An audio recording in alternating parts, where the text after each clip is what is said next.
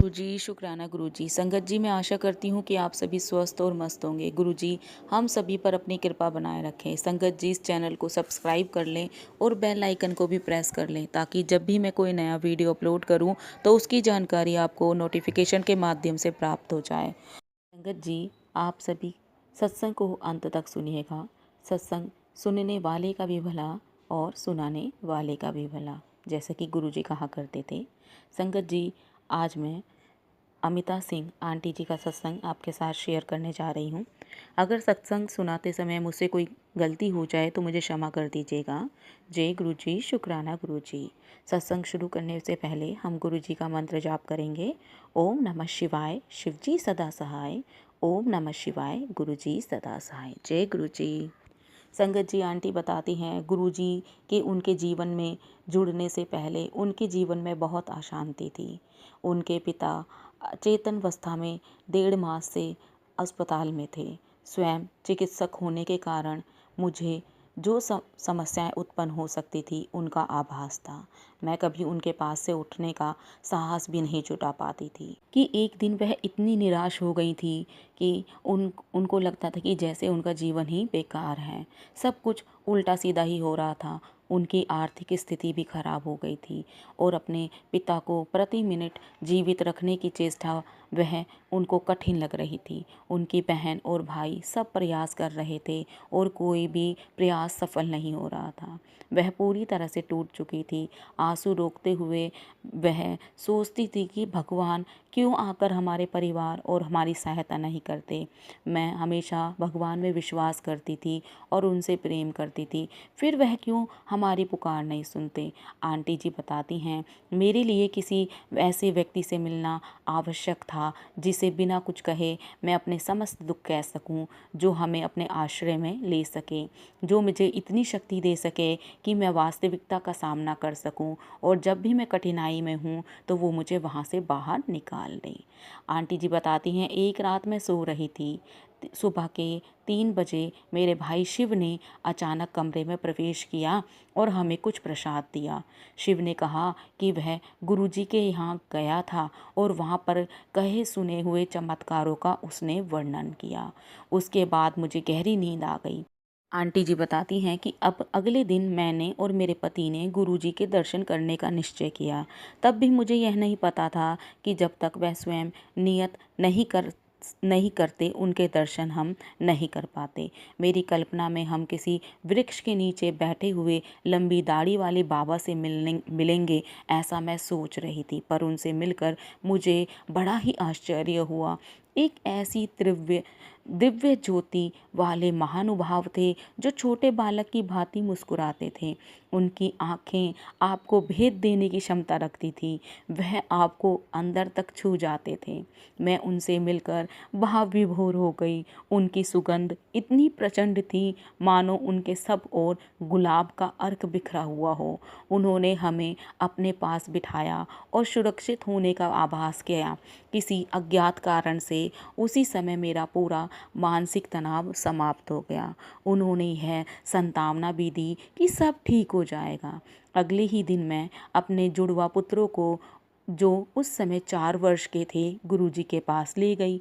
मार्ग में मैंने उन्हें समझाया कि वहाँ पर गुरुजी को प्रणाम करना है, पर मेरे बड़े पुत्र दक्ष ने सौम्यता से उत्तर दिया कि वे केवल शिवजी जी के चरण स्पर्श करेगा। जैसे मैंने आगे बढ़कर गुरुजी के चरण स्पर्श किए, मेरे बेटे ने मेरे साथ दिया और दक्ष ने अपने स्थान पर खड़ा रहा। मुझे बहुत बुरा हुआ। दक्ष गुरुजी के चरणों का स्पर्श नहीं कर रहा। अचानक मैं क्या देखती हूँ कि दक्ष गुरुजी के पास जाकर उनके चरण कमलों के पास जाकर बैठ गया। बाद में मैंने उसे चिढ़ाते हुए पूछा, उसने चरण स्पर्श क्यों नहीं किया? उसने अपने भोलेपन से उत्तर दिया, उसने तो शिवजी जी के चरणों का स्पर्श किया। इस प्रकार से गुरुजी ने उसको साक्षात शिवजी रूप में दर्शन दिए थे, जिसके कारण उसने आगे बढ़कर गुरुजी के चरणों में स्पर्श करना क्या, वह उनके चरणों को पकड़कर वहीं बैठ गया था। उसके बाद संगत जी, हमारी स्थिति सुधरने लगी। गुरुजी के आशीर्वाद से मेरे पिता के उपचार के लिए अब हर दिशा से मुझे सहायता मिलने लगी। मेरे पति को भी अपना मनपसंद कार्य मिल गया। संगत जी, आंटी बताती हैं, सन 2000 में उनके बेटे को ज्वर और वजन घटने की शिकायत हो गई थी। उसके शरीर में गांठें भी सूज गई थी। जब डॉक्टरों से उसकी दवाई कराई गई और डॉक्टरों ने उसको स्वस्थ करने के लिए बहुत प्रयास किए। एक डॉक्टर ने उसको कैंसर की संभावना बताई। एक दिन मैं सोमवार के दिन सर गंगाराम हॉस्पिटल में अपने बेटे को वहाँ के वरिष्ठ चिकित्सक के पास परीक्षण करवाने के लिए गई। मुझे बहुत डर लग रहा था। मैं उसके कैंसर रोग की आभास से ही बहुत विचलित हो गई थी। चिकित्सक के कक्ष में घुसने से पहले मैं गुरुजी के चित्र को हाथों में लिए गुरुजी से प्रार्थना करती जा रही थी। जैसे जैसे मैं उस डॉक्टर के कमरे में बढ़ने के लिए मेरे पैर आगे बढ़ते जा रहे थे। मैं गुरुजी से आग्रह कर रही थी, प्रार्थना कर रही थी और मुझे ज्ञात था कि गुरुजी जब भी सच्चे मन से पुकारे जाते हैं तो वह अपनी संगत का ज़रूर साथ देते हैं। मुझे पूरा विश्वास था कि गुरुजी मेरी सहायता ज़रूर करेंगे। संगत जी, जैसे मैंने सोचा था मेरे साथ वैसे ही हुआ। अब मुझे गुलाब के पुष्पों की सुगंध आने लगी थी और मैं अब थोड़ी पहुंची। जब मैंने चिकित्सक से बात की, चिकित्सक ने मेरे बेटे दक्ष का परीक्षण किया और मुझे निराशाजनक आंखों से देखा। उनके अनुसार मेरे बेटे का हेपेटाइटिस भी हो गया था मेरे बेटे को, और वह मुझे बोलने लगा कि देखो, इसके अंगों का स्पर्श करो और इससे क्षति होने का अभ्यास करो। उसकी इसी बातों को सुनकर मैं बहुत डर गई। उन्होंने तत्काल ही मेरे बेटे का अल्ट्रासाउंड करने की सलाह मुझे दे दी। अब क्या था संगत जी, मैं जैसे ही लैब की तरफ बढ़ रही थी मेरी आंखों में आंसू आ रहे थे। मैं गुरुजी से प्रार्थना कर रही थी कि गुरुजी, मैंने आपके चमत्कारों के बारे में सुना था। मुझे पूरा विश्वास है कि आप मेरे बेटे को स्वस्थ कर देंगे। मैं जैसे जैसे लैब की ओर बढ़ती जा रही थी, मैं गुरुजी से प्रार्थना करती जा रही थी। संगत जी, मेरे बेटे का जब अल्ट्रासाउंड हुआ तो उस समय मैं बहुत डरी हुई थी और मैं गुरुजी से बार बार प्रार्थना कर रही थी। जब तक मैंने लैब में वो 40 मिनट का समय व्यतीत किया, तब तक मुझे गुरुजी के फूलों की खुशबू आती रही और मुझे पूरा विश्वास था कि गुरुजी मेरे बेटे को ठीक कर देंगे, सब ठीक हो जाएगा। जब मेरे बेटे का परीक्षण चल रहा था, मेरे बेटे और मुझे, हम दोनों को ही गुलाब की खुशबू आने लगी। अब गुरुजी की कृपा से परीक्षण में कुछ भी नहीं निकला। ना तो उसको अब हेपेटाइटिस बी के कोई संकेत थे और ना ही उसको कैंसर की कोई संभावना ही बताई गई थी। मैं बहुत खुश थी। मैंने मन ही मन गुरुजी से प्रार्थना की और अपने पुत्र को नया जीवन दान देने के लिए उनको बहुत बहुत धन्यवाद की। उसके बाद हम गुरुजी के पास पहुँचे और हमने उस दिन के घटना चक्र के बारे में बहुत ज़्यादा विचार किया और गुरुजी को बताया। उसी समय गुरुजी ने मेरी तरफ नटखट भरी बच्चे की तरह मुस्कान से मुझे देखा और मुझसे पूछा, क्या रोग निकला? मैं वाह विह्वल हो गई। मेरी आंखों से आंसू की झरी लग गई और मैं रोते हुए गुरुजी के चरणों में गिर गई और उन्होंने मुझे बाद में शांत किया। मैंने रोते हुए गुरुजी से बोला, चिकित्सकों ने ऐसा रोग बताया था, मेरी आंखों से पानी निकल ही रहा था। उन्होंने कहा कि चिंता क्यों करती है, तेरे पुत्र को कुछ नहीं होगा, तेरा पुत्र भी तो मेरा पुत्र है।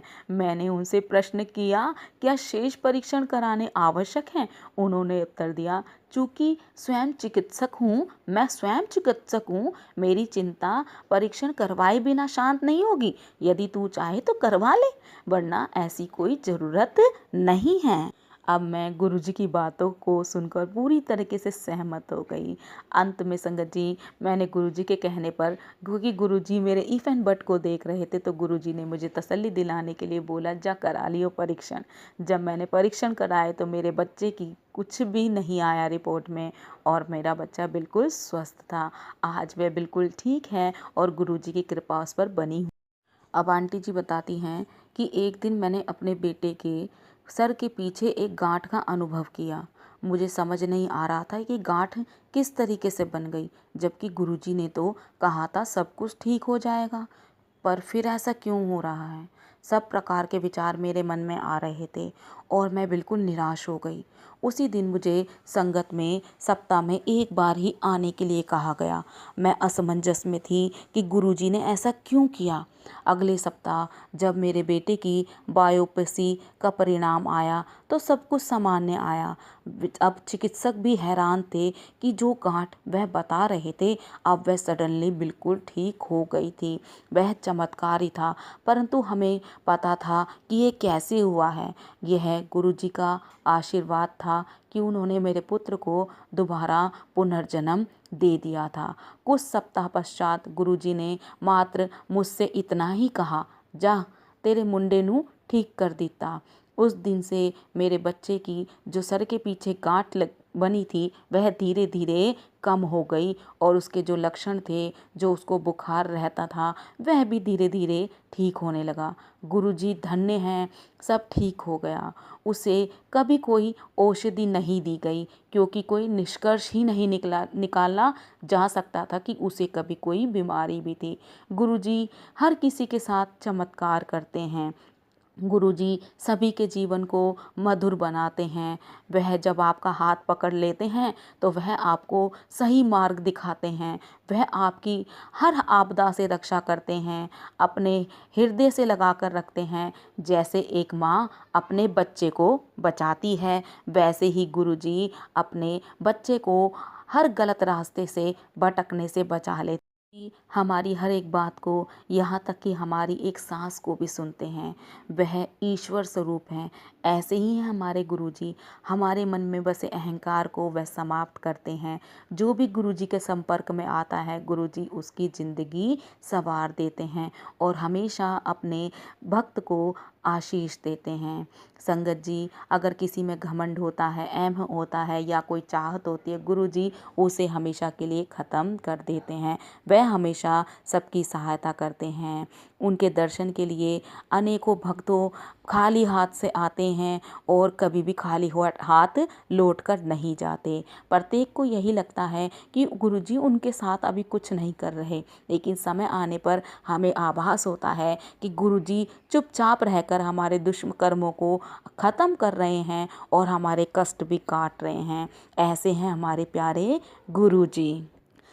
आंटी जी आगे बताती हैं कि मेरी माँ के शरीर में हीमोग्लोबिन कम हो गया था। तब उन्होंने चिकित्सकों को बताया तो वह परेशान हो गई। अब यह बात जैसे गुरुजी को पता चली तो गुरुजी ने मुस्कुराकर उनसे कहा, अरे तुझे कुछ नहीं हुआ, तो ठीक हो जाएगी। और जब अगली बार मेरी माँ ने परीक्षण कराया तो वह बिल्कुल ठीक थी। उनका हीमोग्लोबिन बिल्कुल ठीक हो गया था।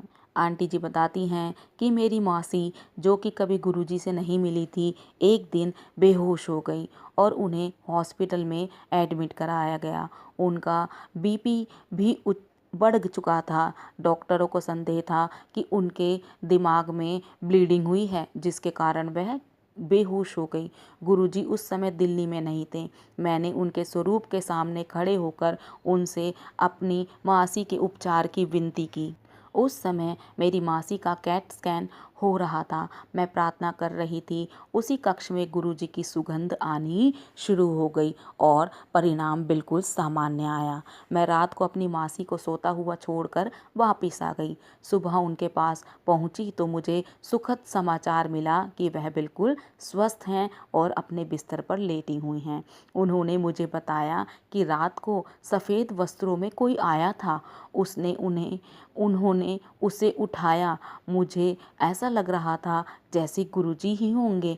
आज भी वह बिल्कुल स्वस्थ हैं और मस्त हैं। हमें कभी यह नहीं पता लग पाया कि उस अवस्था में जब वह पहुंची थी तब उनसे कौन मिलने आए थे, पर मुझे पूरा विश्वास है कि वह गुरुजी ही थे। गुरुजी 3 मास के पश्चात जालंधर से लौटे तो जैसे ही उनके चरणों का मैंने स्पर्श करने के लिए मैं झुकी तो मेरी मासी ने कहा कि इन्होंने मुझे ठीक कीता है, इन्होंने मुझे ठीक कीता है। जब वह बोली तो मेरे गुरुजी बोले, मौसी नू भी ठीक करा लेता, चमत्कार हो गया। अब ऐसे जब उन्होंने बोला तो मैं समझ तो पहले ही चुकी थी कि गुरुजी ने ही उनको ठीक किया है, लेकिन गुरुजी ने जब यह बोला तो मैं बिल्कुल चौंक गई और मुझे समझ आ गया कि गुरुजी ने ही मेरी मासी को ठीक किया है। और मेरी मासी ने भी उनको देखते के साथ पहचान लिया कि इन्होंने ही मुझे ठीक किया है। यह आश्चर्य की बात थी। गुरुजी हमसे स्वरूप में भी बातें सुनते हैं संगत जी। यहाँ पर आंटी बताती हैं कि मैंने तो गुरुजी के स्वरूप से बातें की थी, गुरुजी स्वरूप में बैठे हुए भी हमारी सारी बातें सुनते हैं। आंटी जी बताती हैं कुछ समय के बाद मुझे बुखार, पीठ दर्द और सांस लेने में बहुत कठिनाई होने लगी थी। मैंने हॉस्पिटल में गई और अपना ट्रीटमेंट करवाया। मुझे कई प्रकार की औषधियाँ दी गईं, लेकिन मुझे कोई उसका प्रभाव नहीं पड़ रहा था। मुझे कोई असर ही नहीं हो रहा था उन सब चीज़ों का। अब शुक्रवार के दिन डॉक्टर ने मुझे बुलाया और मेरा परीक्षण किया, मुझे स्कैन किया और मुझे बहुत तरीके से बताया कि मुझे फेफड़े खराब हो गए हैं। मुझे बहुत सी चीज़ें उन्होंने बताई। उस दिन मैं अकेली थी और मैं गुरुजी को याद किए जा रही थी। मैं पूरा दिन उनसे प्रार्थना कर रही थी। अब क्या था संगत जी, उस दिन शाम को मैं गुरुजी के पास चली गई। मेरा मन ही नहीं लग रहा था। अचानक उन्होंने मेरी ओर देखा और मेरे बारे में पूछा। मैंने उन्हें अपनी अवस्था के बारे में बताया कि मैं हॉस्पिटल जा रही हूँ, मुझे सांस लेने में कठिनाई है। सोमवार की रात को रोग की अत्यधिक पीड़ा के कारण चिकित्सकों ने बार बार मुझे बुलाया, मेरा स्कैन किया और वो किसी भी नतीजे पर पहुंचने से पहले मुझे बहुत सी दवाइयाँ दे रहे हैं। मैं परेशान हो गई हूँ गुरुजी, इतनी दवाइयाँ खा कर मैं रोने लगी। मेरे आंसू नहीं रुक रहे थे। मुझे समझ नहीं आ रहा था कि मैं क्या करूं।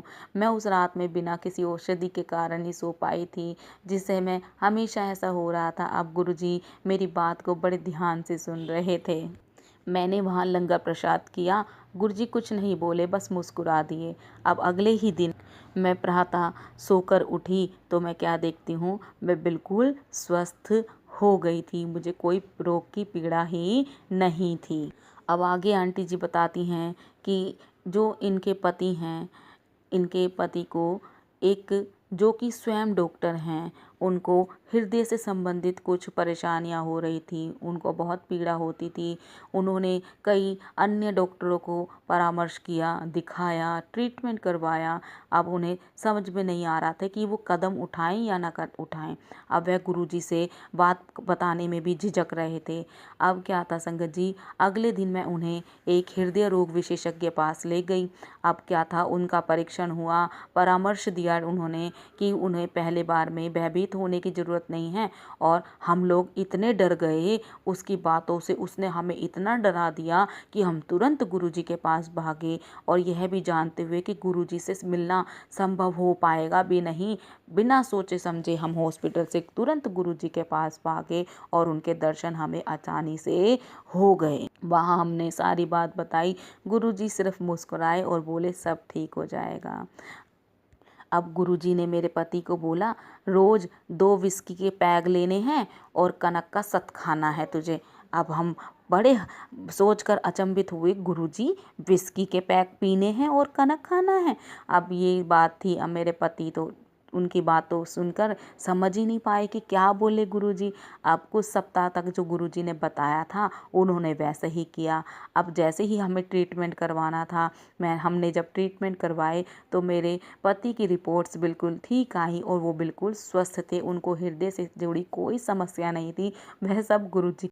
आंटी जी बताती हैं कि गुरुजी की दया मेरी बहन पर भी रही।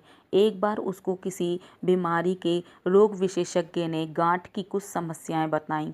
हमारी व्यथा सुनकर गुरुजी ने उसको आशीष देते हुए कहा कि उसे कुछ नहीं हुआ है, सब ठीक हो जाएगा। अगले दिन जब उसको लैब से संदेश आया और नमूने प्रस्तुत किए गए तो मेरी बहन बिल्कुल ठीक थी। ऐसा भी नहीं है कि मात्र मेरे परिवार को गुरुजी का प्रेम मिला है। मेरे पड़ोस में रहने वाले श्री सेठी को गंभीर रूप से एक बीमारी थी और उसकी बीमारी भी ख़त्म नहीं हो रही थी। गुरुजी ने उनको भी आशीष दिया था। आज वह बिल्कुल स्वस्थ हैं और अपने कार्य पर जा रहे हैं। एक बार मानसिंह नाम का एक व्यक्ति अपने भाई का चित्र लेकर गुरुजी के पास आया और गुरुजी ने उसके बारे में बताया नहीं था। गुरुजी उसको पहचान